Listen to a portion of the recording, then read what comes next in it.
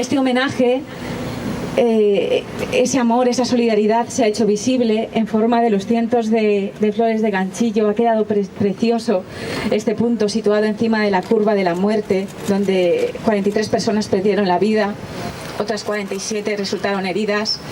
Todo ese amor en forma del mural de Patchwork, que representan a todos esos ciudadanos que formamos la asociación, que formamos la sociedad, y que están ahí junto a los cuadros amarillos que representan a los heridos, los cuadros negros que representan a la gente que murió.